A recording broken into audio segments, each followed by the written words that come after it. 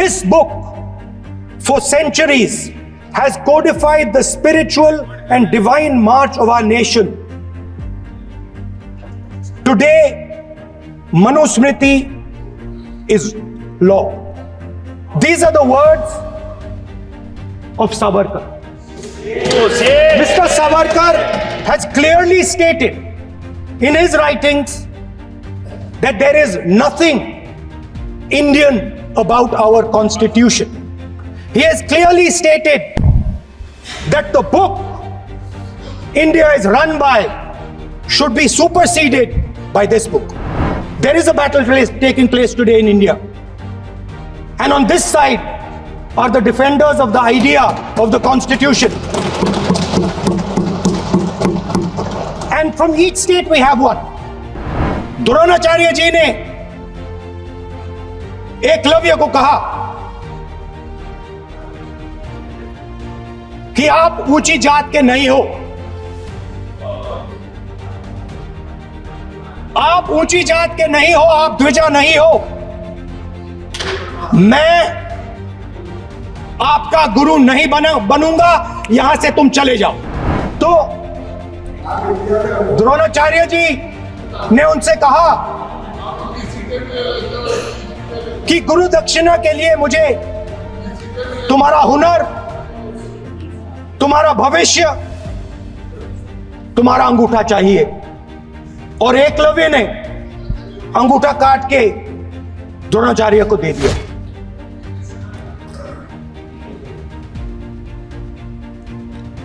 यह अभय मुद्रा है।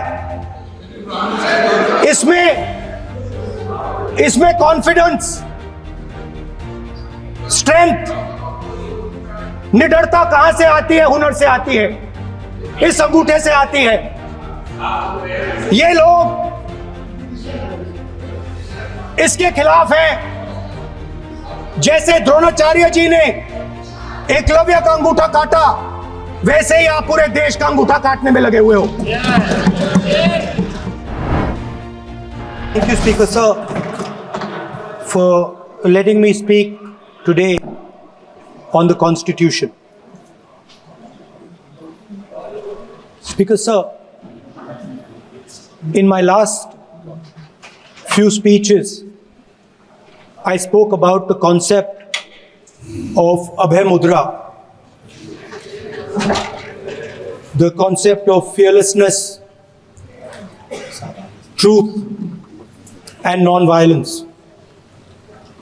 And I showed the House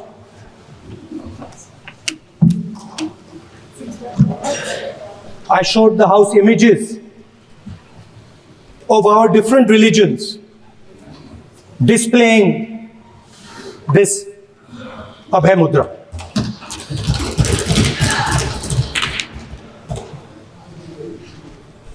People call the Constitution the longest written Constitution in the world. But the Constitution contains a set of ideas from one philosophy of our nation, one central philosophical set of ideas of our nation. When we look at the Constitution and we open the Constitution, we can hear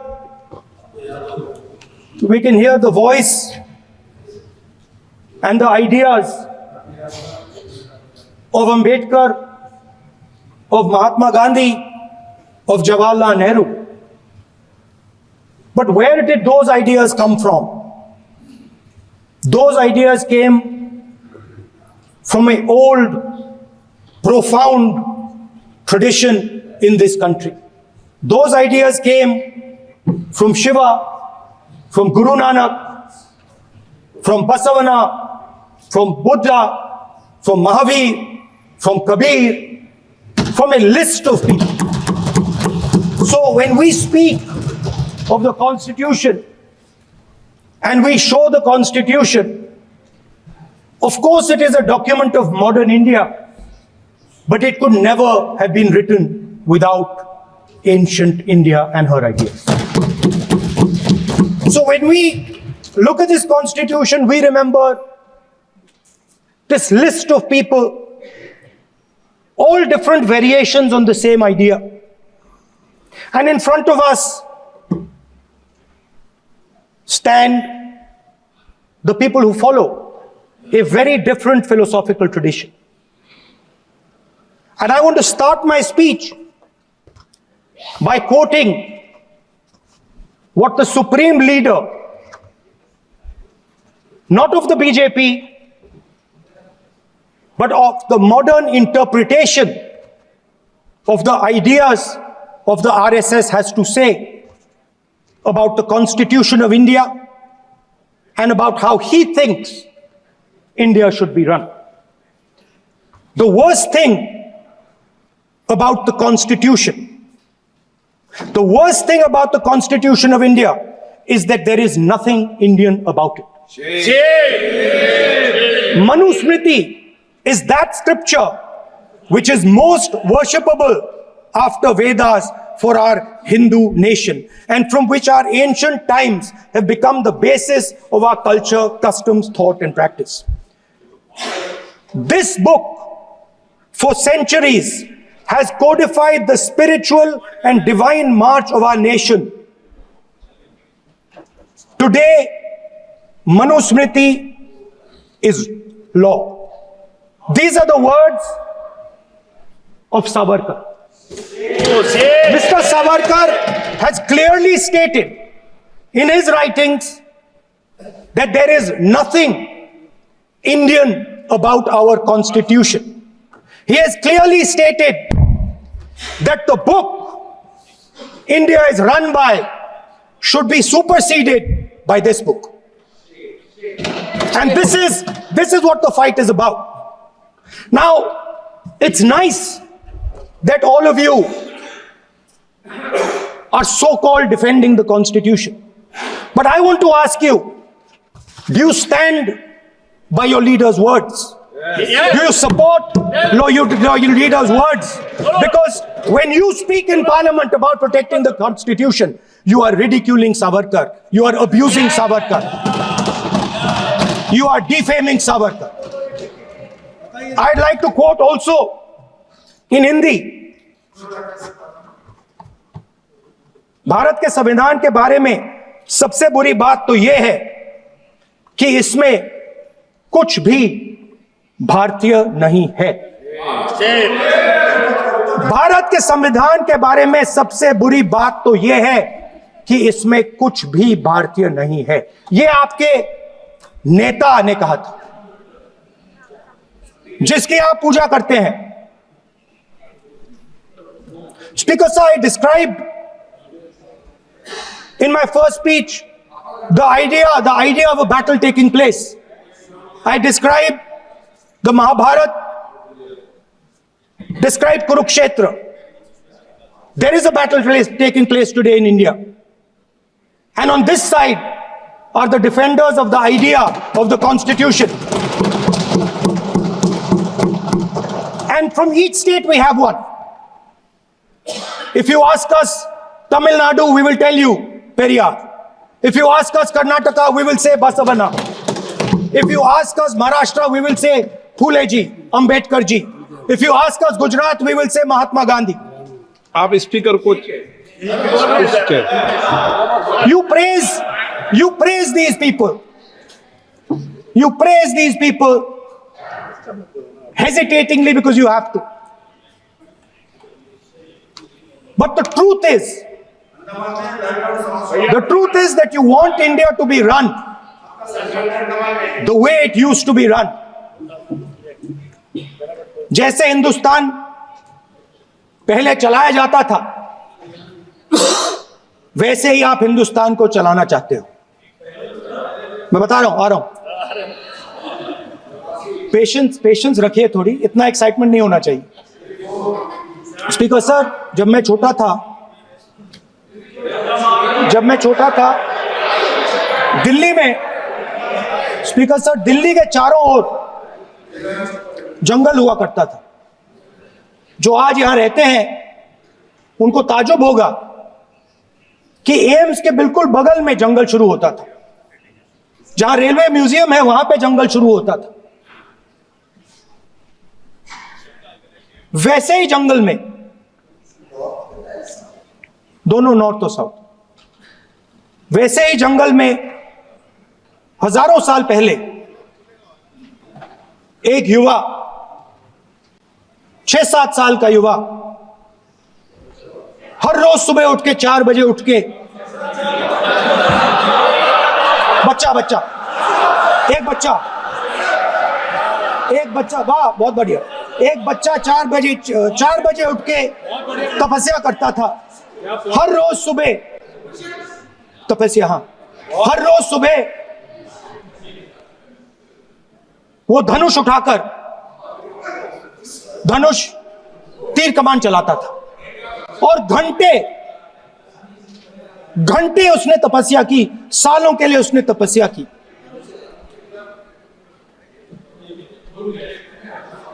पास लोगों को पता लगने लगा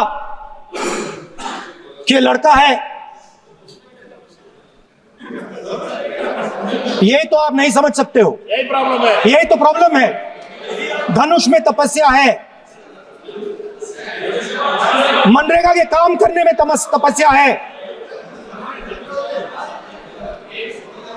तपस्या का मतलब शरीर में गर्मी पैदा करना, समझिए। हाँ, तब का ये मतलब है, तपस्या का ये मतलब है।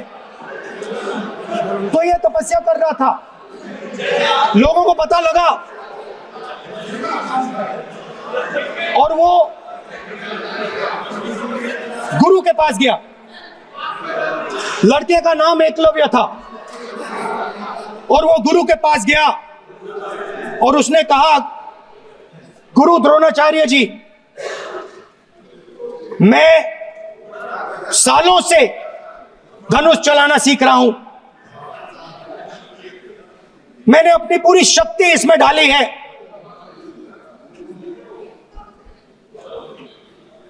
आप मेरी मदद कीजिए, आप मेरे गुरु बनिए। द्रोणाचार्य जी ने एकलव्य को कहा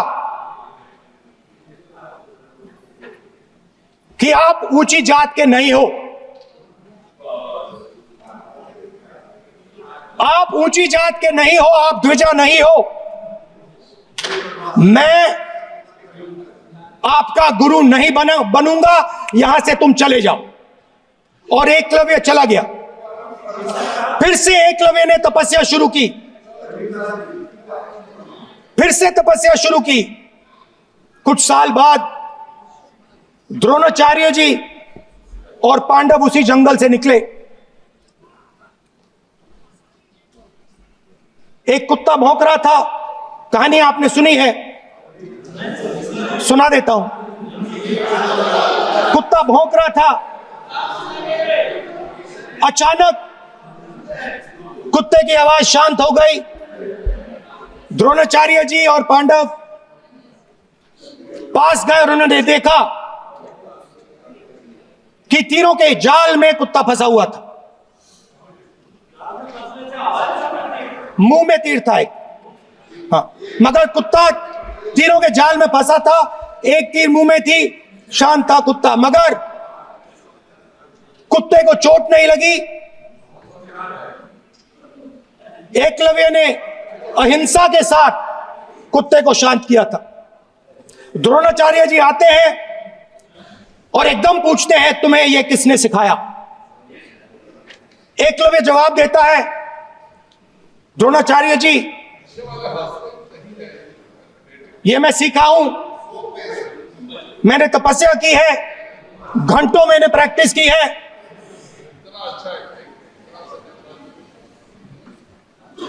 आपने मुझे गुरु बनने से मना किया था, तो मैंने एक मूर्ति, मट्टी की मूर्ति सामने रखी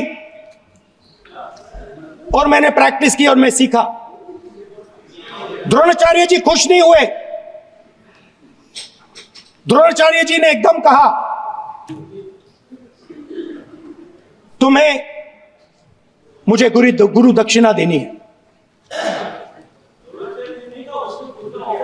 नहीं नहीं, ये आपकी स्टोरी है, ये आपकी स्टोरी है। मेरी स्टोरी है कि द्रोणाचार्य ने पूछा।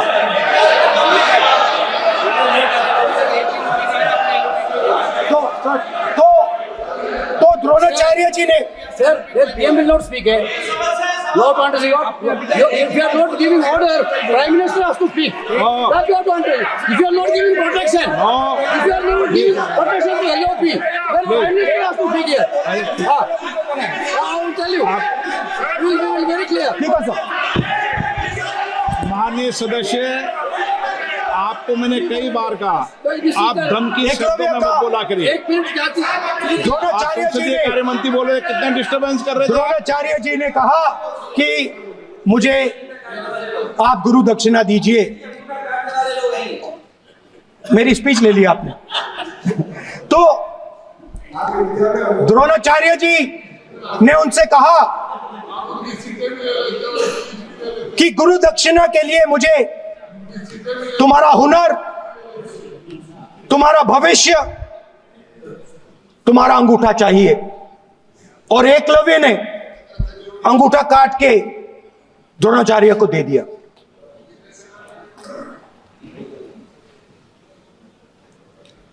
यह अभय मुद्रा है।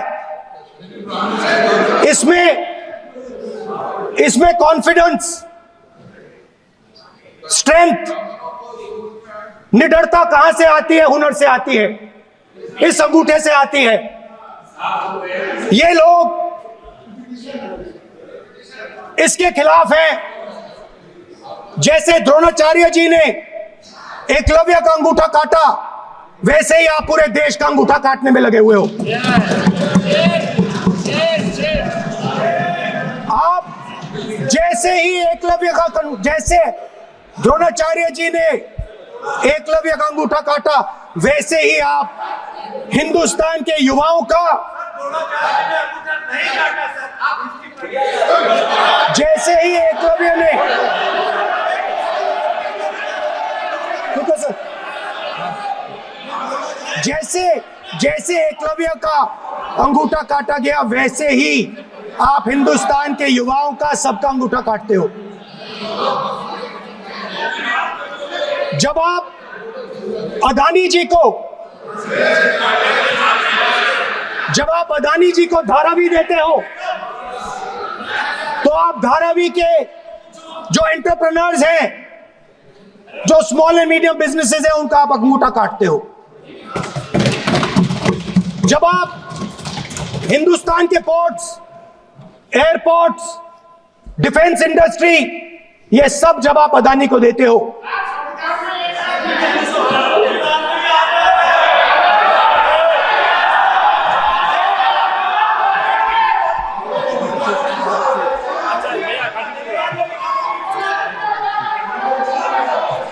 हिंदुस्तान के सारे जो फेयर प्ले बिजनेसेस हैं, जो ईमानदारी से काम करते हैं, आप उन सब का अंगूठा काटते हो जब आप अदानी की मदद करते हो। कॉन्स्टिट्यूशन में लैटरल एंट्री कर आप हिंदुस्तान के युवाओं का, पिछड़ों का, गरीबों का अंगूठा काटते हो।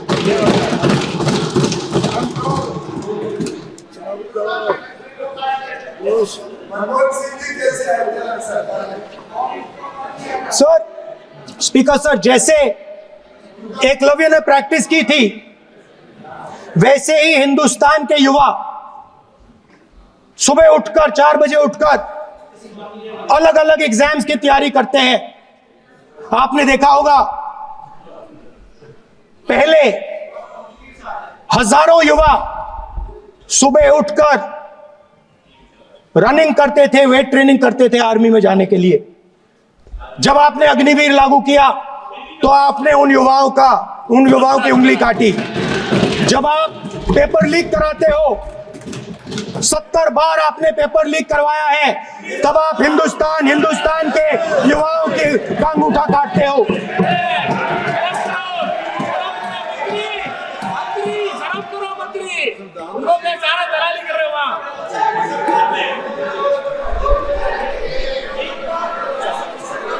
आज बाहर, दिल्ली के बाहर आपने किसानों पर टीयर गैस चलाया है, आपने किसानों पर लाठीचार्ज किया है। किसान आपसे एमएसपी मांगते हैं, सही दाम मांगते हैं, मगर आप अदानी को फायदा पहुंचाते हो, अंबानी को फायदा पहुंचाते हो और किसान का अंगूठा काटने का काम करते हो। देखिए, हम कहते हैं अभय मुद्रा, हम कहते हैं डरो मत, आप कहते हो हम आपका अंगूठा काट देंगे। ये फर्क है। एक तरफ कौन सर बोलिए। मेरे कहना है कि हम एक मिनट प्लीज बैठिए, आप बैठिए, प्लीज बैठिए, आप बैठिए। आज हम भारत के संविधान की 75 वर्ष की गौरवशाली यात्रा कर रहे हैं और कर भाई ये चर्चा हुई थी कि हम संविधान की चर्चा करते समय उसकी उच्च कोटि की ये अपेक्षा है आप स्पीकर सर, आप राष्ट्रपति कॉन्स्टिट्यूशन में कहीं नहीं लिखा है कि मोनोपोली होनी चाहिए। कॉन्स्टिट्यूशन में कहीं नहीं लिखा है कि पेपर लीक होना चाहिए। कॉन्स्टिट्यूशन में कहीं नहीं लिखा है कि अग्निवीर होना चाहिए। कॉन्स्टिट्यूशन में ये सब नहीं लिखा है, इसलिए मैं यहाँ रेस कर रहा हूँ। कॉन्स्टिट्यूशन में नहीं लिखा है कि हिंदुस्तान के युवाओं का अंगूठा काटना चाहिए, उनका जो हुनर है उनसे छीना जाना चाहिए।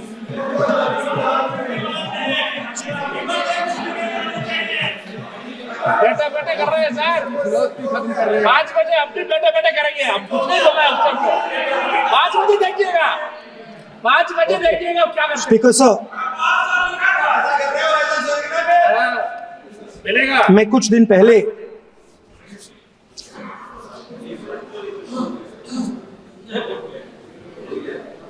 पहले मैं हाथरस गया। कुछ दिन पहले मैं हाथरस गया। हाथरस में 4 साल पहले एक लड़की का बलात्कार होता है। गैंग रेप होता है। 3-4 लोग गैंग रेप करते हैं। मैं 2-3 दिन पहले उस लड़की के परिवार के घर में गया।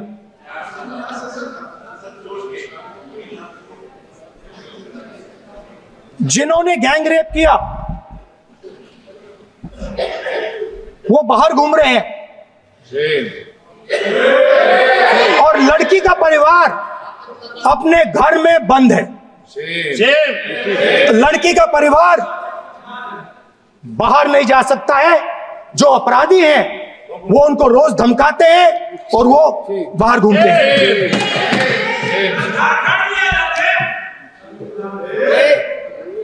परिवार ने मुझे बताया कि बेटी का जो अंतिम संस्कार था वो भी नहीं करने दिया और चीफ मिनिस्टर ने इसके बारे में खुलकर मीडिया में झूठ बोला है। ये कॉन्स्टिट्यूशन में कहां लिखा है? ये कॉन्स्टिट्यूशन में कहां लिखा है कि जो बलात्कार करते हैं वो बाहर रहे और जिसका रेप हुआ है, जिसके परिवार, उस परिवार को बंद कर दिया जाए? कहां लिखा है कॉन्स्टिट्यूशन में? ये आपकी किताब में लिखा हुआ है, मनुस्मृति में लिखा है, मगर कॉन्स्टिट्यूशन में नहीं लिखा। और अगर आप कहते हो कि यूपी में आपका राज है और वहां पे कॉन्स्टिट्यूशन नहीं लागू होता है, वहां पे मनुस्मृति लागू हो रही है।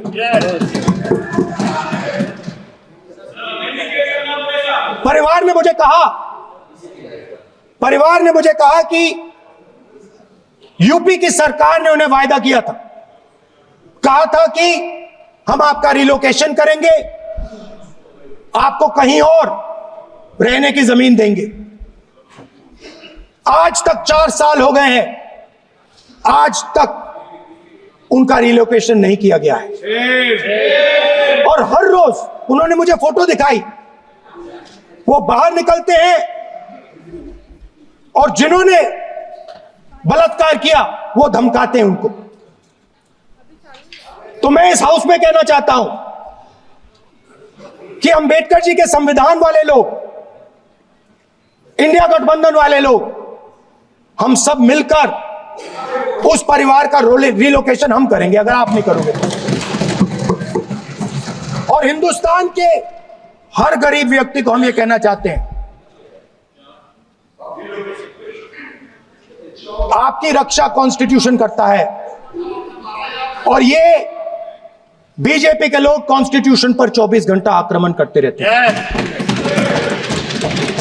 कॉन्स्टिट्यूशन में लिखा है prohibition of discrimination on grounds of religion, race, caste, sex or place of birth.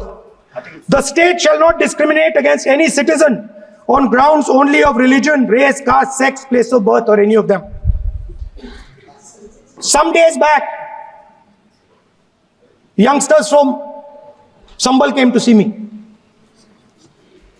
Innocent people, they had done nothing. They were just, वो बस पास में थे, 5 लोगों को गोली मार के हत्या कर दी। ये कहां लिखा है कॉन्स्टिट्यूशन में? ये कहां लिखा है कॉन्स्टिट्यूशन में? तो लिखा है prohibition of discrimination of grounds of religion. और जहां भी आप जाते हो, एक धर्म को दूसरे धर्म से लड़ाते हो, नफरत फैलाते हो। कहां लिखा है कॉन्स्टिट्यूशन में? कहां लिखा है कॉन्स्टिट्यूशन में कि एक धर्म को दूसरे धर्म से लड़ाना है? कहां लिखा है कॉन्स्टिट्यूशन में कि दलित परिवार को बंद करके अंदर रखना है और उनके अपराधियों को बाहर घूमने देना है? कौन से कॉन्स्टिट्यूशन में लिखा है? मुझे दिखाइए।